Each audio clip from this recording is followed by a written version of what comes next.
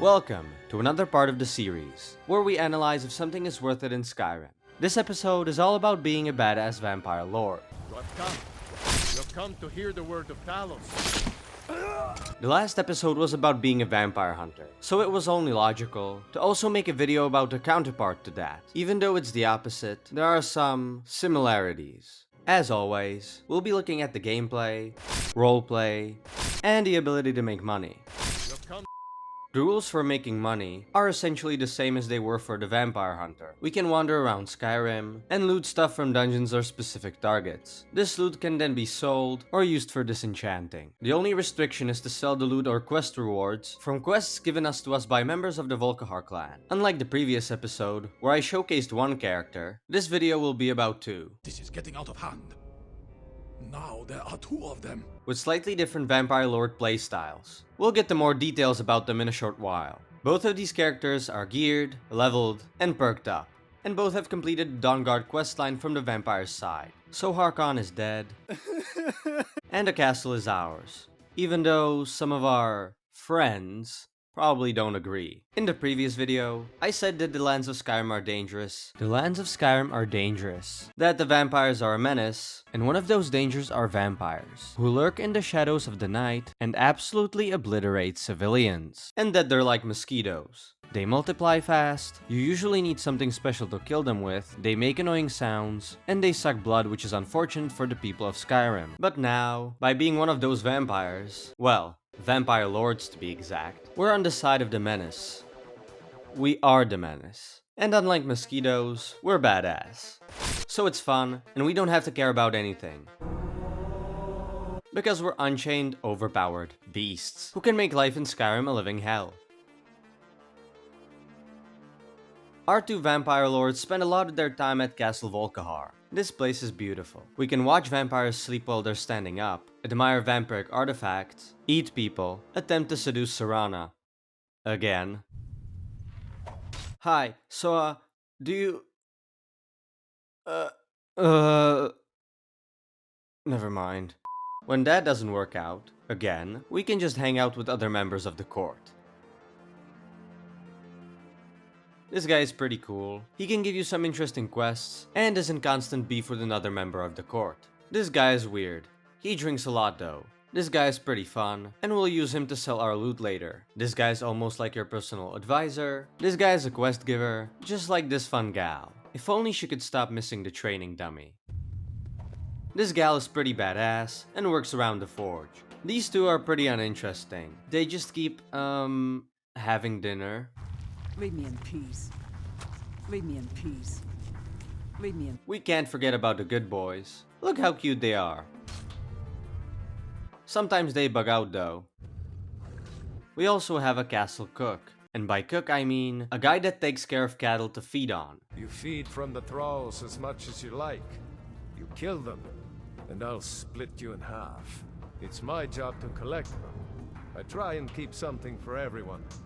For every taste, I mean. Thus, we can't forget about our friends in the basement of the castle. These guys are fun. They're great listeners, and always a bit confused. Where am I? But I mean, aren't we all?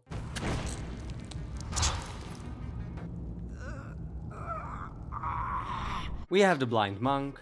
He's cool. There's also Valerica, Serana's mom. She's pretty badass. All in all, it's pretty savage around here. These guys would betray and replace you any day. But the place is full of blood and gore.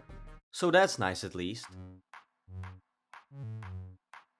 The first character is a mage/warrior who uses destructive spells, and his vampire lord form, to annihilate huge amounts of enemies at once. The perks while being in vampire lord form are maxed out, and to be honest, they're not exactly balanced, especially with our gear. Royal armor looks amazing on vampires. He's wearing an amulet that lets him summon one more gargoyle during his vampire lord form.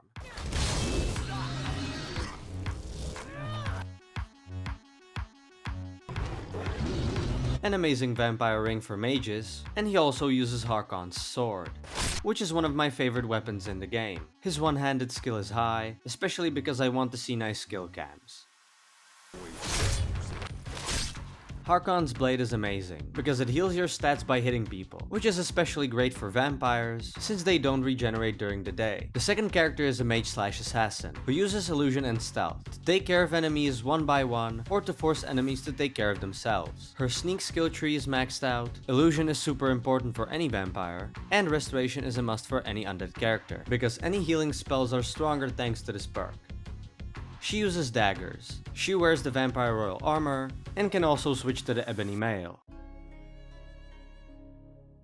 To complete some quests for the clan, I'll use the Assassin character. This is because the warrior guy has his Radiant quests bugged, and I'm too lazy to fix it using the console. Speak with Vingalmo. He has something for you. May mortals quake at your approach. A lot of these quests are very similar to the ones we completed for the Dawn Guard. A feral blooded has holed up with a group of necromancers. Likely wants to create a nest of broodlings. We don't need competition for blood, and we don't want the mortals getting up in arms making things difficult for us. Even vampires kill other vampires. And that's exactly what we'll do.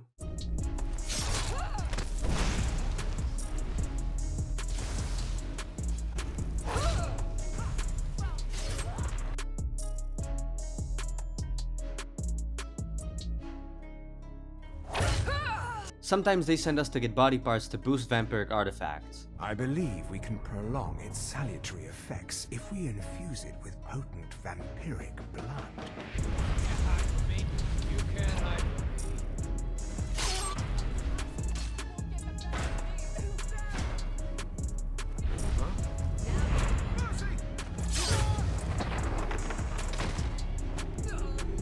Some of the quests are way more interesting and suit the vampire lifestyle very well. I found a new candidate, ripe for Harkon's gift. I'm sending you to welcome this soul into our family. Stop! Please don't hurt me. Something's happened. I can't quite remember. I don't feel right.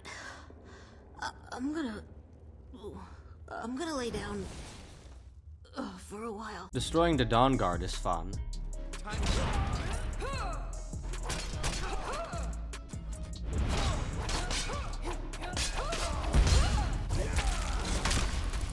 When times are tough, she can also use the Vampire Lord form. Some kills are for fun, some for profit, and others are for sending messages. This one is a message.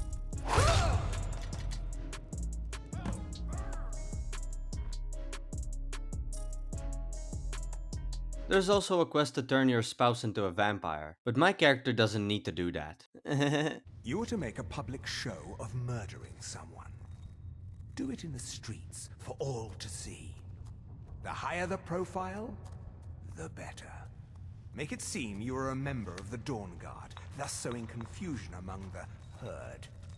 Wear this armor and plant this note on the victim.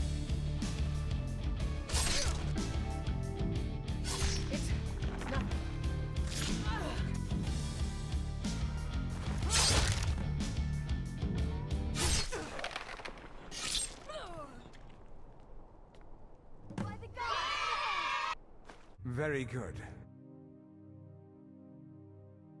This form is insane. You can pretty much go anywhere and annihilate anyone. Let's have a look.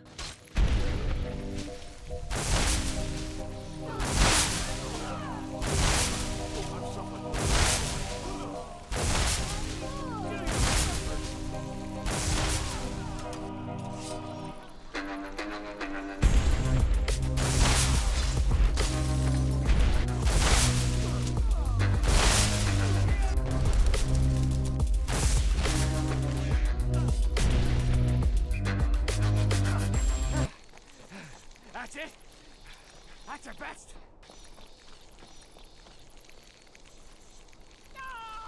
With both of these builds, you can become an unstoppable force. Use mortals as pawns for your games, and pretty much do whatever you want, honestly. God, I'm a bit nervous. A man approaches with his weapon drawn.